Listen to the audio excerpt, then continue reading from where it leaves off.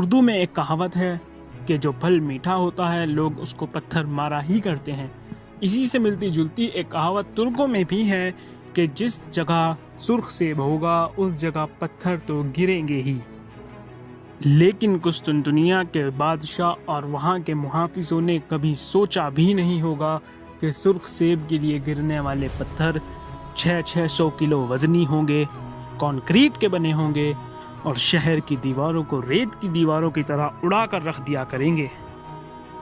क्योंकि साल 1453 के अप्रैल में उस्मानियों की तोपें कुछ इसी तरह से शहर के ऊपर गोले बरसा रही थी, जिनका वजन 100 किलोग्राम से 600 किलोग्राम वजनी होता था। जब ये पत्थर और गोले शहर के अंदर गिरते तो शहर की ज़मीन में दूर तक कंपन महसूस होती थी। उस्मानी सिपाही शहर के अंदर पत्थर भी फेंक रहे थे। इनमें से कुछ पत्थर शाही महल से भी जाकर टकराए थे। उस्मानी फौज शहर पर इतने गोले बरसा रही थी कि इसका अंदाज़ा इस बात से लगाइए कि शहर पर एक दिन में 120 गोले मारे जा रहे थे। इन गोलों का वजन 100 किलो से 600 किलो तक होता था। बदले में शहर के मुहाफिजों ने भी इस गोलाबारी का जवाब देने के लिए अपनी तोपें चलाने का फैसला कर लिया। लेकिन मसला ये हुआ कि उनकी जो सबसे बड़ी तोप थी वो पहले ही धमाके के साथ फट गई, जिसकी वजह ये थी ना तो उनके पास तजुर्बाकार तोपची थे और ना ही तोप चलाने के लिए अच्छी क्वालिटी का बारूद।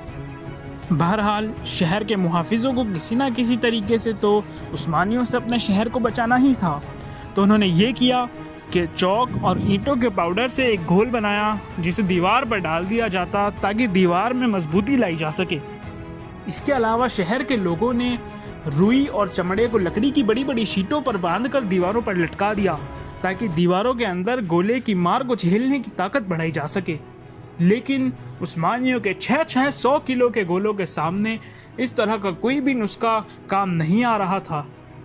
सिर्फ एक हफ्ते की बमबारी में ही उन्होंने दीवार के एक बड़े हिस्से को तबाह और बर्बाद कर दिया था।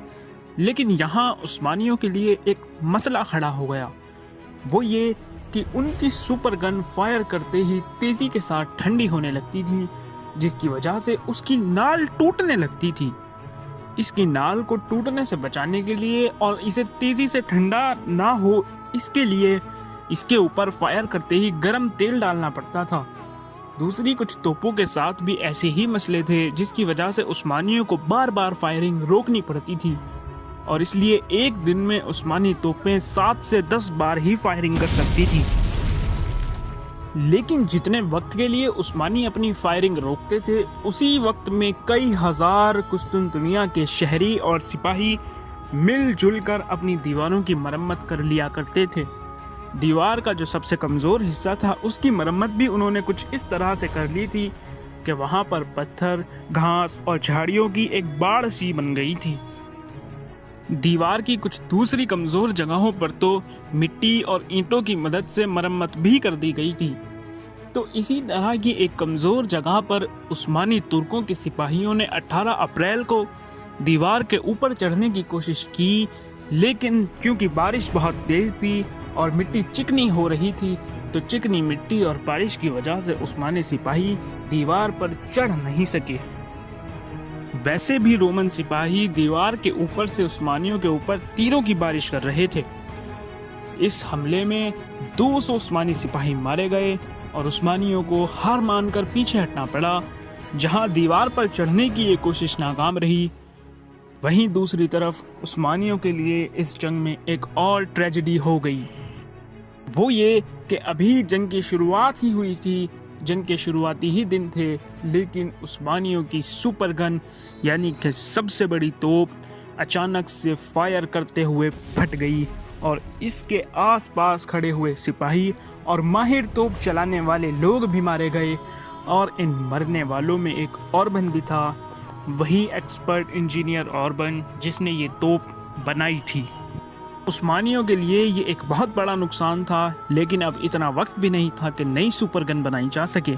तो एक देसी हल निकाला गया, वो ये कि इस टूटी हुई तोप की नाल पर लोहे की बड़ी बड़ी रिंग्स चढ़ाकर इसे जोड़ दिया गया और ये दोबारा फायर करने के लिए तैयार भी हो गई। लेकिन कुछ दिनों बाद, कुछ वक्त के बाद ये फिर से टूट गई। अब सुल्तान को बहुत गुस्सा आया, लेकिन जाहिर सी बात है सुल्तान का गुस्सा इस ब्रोंज की टूटी हुई तोप को जोड़ तो नहीं सकता था। बहरहाल उसे अपना दिमाग ही लगाना था। तो सुल्तान और सुल्तान के साथी अपना दिमाग लगाते रहे और कुछ ना कुछ जुगाड़ करके इस सुपर गन को चलाने लायक बनाते रहे और इससे फायरिंग करते रहे।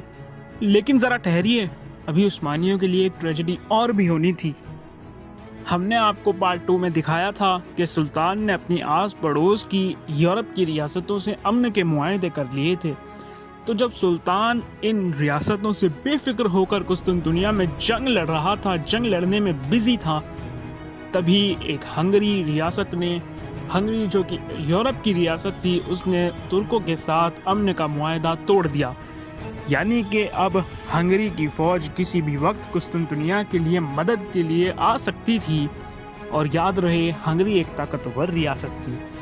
उधर जनेवा ने भी अपने शहरियों को हुक्म दे दिया कि वो कुस्तुनतुनिया वालों की मदद करें। यानी कि जनेवा के जो शहरी गलाटा में रहते थे, अब वो भी लड़ाई के लिए कुस्तुनतुनिया की तरफ से इस शहर में उस्मानियों के खिलाफ लड़ने वाले थे। लेकिन अभी उस्मानियों के लिए एक फेवरेबल बात हुई और उस्मानियों को वो फॉर्मूला पता चला जिसकी वजह से दीवार टूट सकी। बात ये थी कि हंगरी की तरफ से जो शख्स उस्मानियों के पास ये पैगाम लेकर आया था कि अब हंगरी वालों का तुर्कों के साथ अमन मुआहदा टूट चुका है, उस शख्स ने जब तुर्क सिपाहियों को दीवार के ऊपर गोलाबारी करते हुए देखा तो वो उनकी नातजुर्बाकारी पर हंसने लगा। उसने उन्हें बताया कि तुम लोग दीवार पर गलत तरीके से हमला कर रहे हो, तुम लोग दीवार पर एक ही जगह हमला कर रहे हो, बल्कि तुम्हें दीवार पर ट्रायंगुलर में मारना चाहिए। तुर्कों के हाथ हंसी हंसी में एक फार्मूला लग गया, तो उन्होंने ऐसा ही किया और दीवार की तबाही का तरीका और दीवार की तबाही की स्पीड बढ़ गई और दीवार को और ज़्यादा तेज़ी से नुकसान पहुंचने लगा। जैसे जैसे ज़मीन पर लड़ाई तेज़ हुई, वैसे वैसे ही पानी वाली लड़ाई भी तेज़ होने लगी। ज़मीन की लड़ाई तेज़ होने के साथ ही पानी वाली लड़ाई पर भी उस्मानियों ने अपनी पुरजोर कोशिशें करने की शुरुआत कर दी। उस्मानियों ने 18 अप्रैल को गोल्डन हॉर्न में दाखिल होने की कोशिश की। उन्होंने पहले तो जंजीर के पीछे खड़े हुए कुस्तुनतुनिया के जहाज़ों पर तोप से गोले मारे, उसके बाद उन जहाज़ों पर चढ़ने की भी कोशिश की। लेकिन क्योंकि कुस्तुनतुनिया के जहाज़ उस्मानियों से बहुत बड़े थे, तो उनके ऊपर ना तो छोटे गोलों का असर हुआ और फिर उन ऊंचे जहाज़ों से कुस्तुनतुनिया के सिपाहियों ने उस्मानियों के ऊपर तीरों की बारिश कर दी। तो उस्मानियों को पीछे हटना पड़ा। ये कोशिश नाकाम रही और उधर इसी के साथ सी ऑफ मार्मरा वाली साइड पर भी कुस्तुनतुनिया के लिए मदद आ गई। बात ये थी कि पोप निकोलस V ने कुस्तुनतुनिया के लिए यूरोप से 3 बड़े बड़े जहाज़ भेजे थे। इनमें सिपाही, हथियार और कुस्तुनतुनिया के लिए खाने पीने का सामान भरा हुआ था।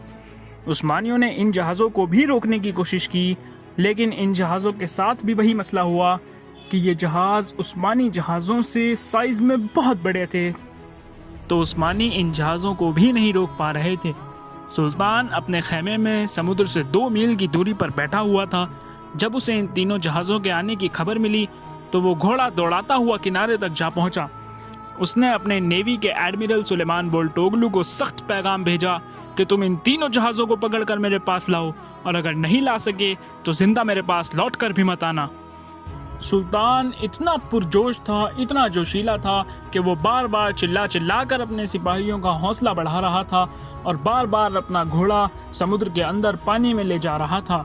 सिपाही सुल्तान को रोक रहे थे, जो सुल्तान के मुहाफिज थे वो सुल्तान को रोक रहे थे, सुल्तान के घोड़े की लगाम पकड़ रहे थे, लेकिन सुल्तान इन जहाज़ों को किसी भी हाल रोकना या डुबोना चाहता था, लेकिन ऐसा हो नहीं सका।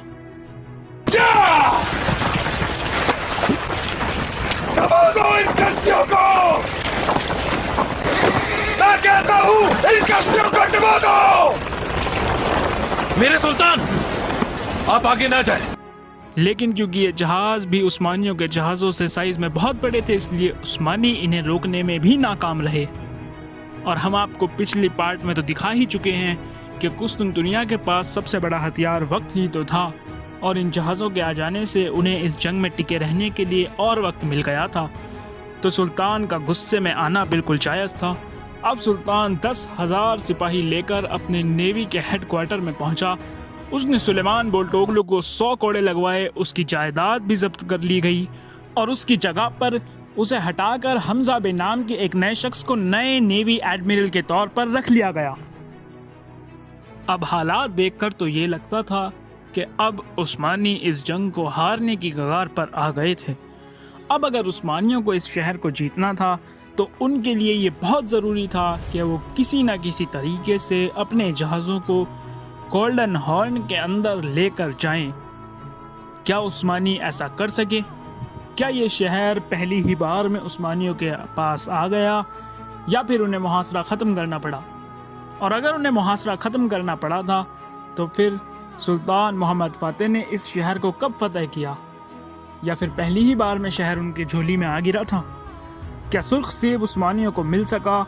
ये सब हम आपको दिखाएंगे इस सीरीज़ के अगले और लास्ट पार्ट में, जिसका नोटिफिकेशन आपको मिल जाएगा क्योंकि आपने हमारे चैनल को सब्सक्राइब करके बेल आइकन को दबाया हुआ है।